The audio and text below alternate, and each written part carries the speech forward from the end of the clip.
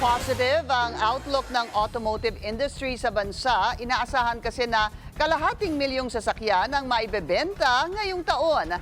Narito ang agenda report ng ating mobility correspondent, G. Baroga. Target ng Chamber of Automotive Manufacturers of the Philippines Inc. o CAMPI na makabenta ng kalahating milyon na sasakyan ngayong taon.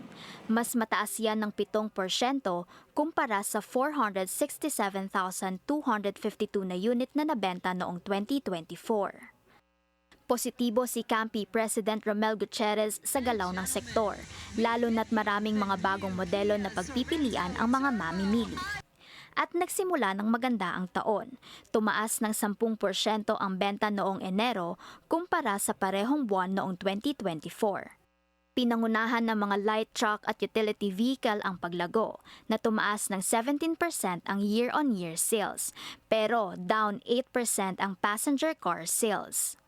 Sa kauna-unahang pagkakataon, isinama ng CAMPI ang mga New Energy Vehicle o NEV sa kanilang report na nagpapakita ng pagbabago sa consumer preference.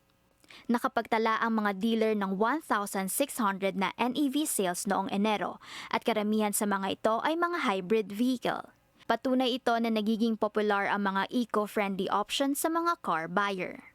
Nangunguna pa rin sa merkado ang Toyota ng bilyonaryo T family, habang ang ibang mga brand ay gumagawa rin ng hakbang para makakuha ng mas malaking market share. Kasalukuyan ding nagsusulong ang gobyerno ng isang bagong incentive program para sa mga car manufacturer para mas mapalakas pa ang kanilang benta.